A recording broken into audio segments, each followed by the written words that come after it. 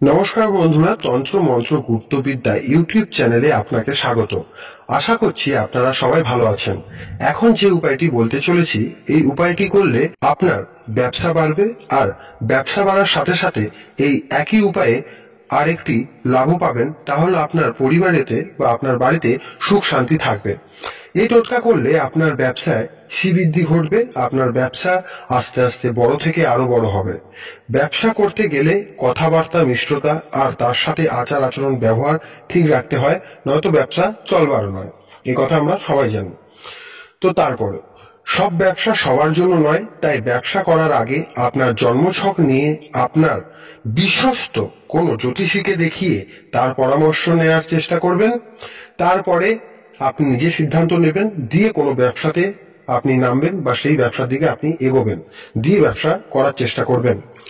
এখনের বলা উপায়টি করতে আপনার দরকার পড়বে অশ্বত্থ পাতার।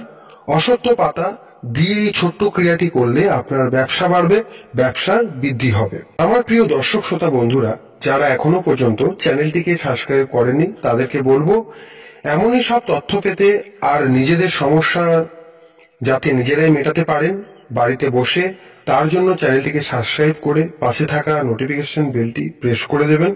তাহলে আপনার কাছে নতুন ভিডিও আপডেট চলে যাবে আর আপনি ভিডিওটি দেখতে পাবেন। তাহলে এবার জেনে নিন কি করতে হবে আর কেমন ভাবে করবেন। এই কাজটি আপনাকে শনিবার দিন করতে হবে। যে কোনো মাসে শনিবার দিন এই কাজটি করতে পারবেন। আপনি আপনার বাড়ির কাছে অশ্বত্থ গাছ থেকে অশ্বত্থ পাতা নিয়ে আসবেন। এবার যদি আপনার বাড়ির কাছে অশ্বত্থ গাছ না থাকে, সেই ক্ষেত্রে তাহলে আপনার এলাকাতে কোথায় অশ্বত্থ গাছ আছে তার সন্ধান আগের থেকে করে রাখবেন বা খুঁজে রাখবেন, তারপরে কাজটি করবেন। শনিবার দিন স্নান করে ধোয়া পোশাক পরে অশ্বত্থ পাতা একমালা তুলে আনবেন। অশ্বত্থ গাছ থেকে অশ্বত্থ পাতা তুলে নিয়ে আসার পরে ঠাকুর ঘরে আপনার ইষ্টদেবকে আপনি আপনার মতো করে পুজো করবেন। তারপরে গঙ্গা জলের মধ্যে হলুদ ও কুমকুম গুলে নিয়ে অশ্বত্থ পাতার মধ্যে গায়ত্রী মন্ত্র লিখবেন একমালা। এই রূপ গায়ত্রী মন্ত্র একমালা লেখা হয়ে গেলে ঠাকুরের স্থানে কিছুক্ষণ রাখবেন অশ্বত্থ পাতার মালাটিকে, আর এর মধ্যে একটু ফুল ছড়িয়ে দেবেন। সুগন্ধি ধূপ ও প্রদীপ অবশ্যই জ্বালবেন। কিছু সময় ঠাকুরের স্থানে রাখার পরে অশ্বত্থ পাতা নিয়ে কিছু সময় ঠাকুরের স্থানে অশ্বত্থ পাতাগুলোকে রাখার পরে অশ্বত্থ পাতাটিকে আপনি তুলে নেবেন। তুলে নেওয়ার পরে আপনি আপনার ব্যবসা ক্ষেত্রের ক্যাশ বাক্সের মধ্যে রেখে দেবেন বা গদির নিচে।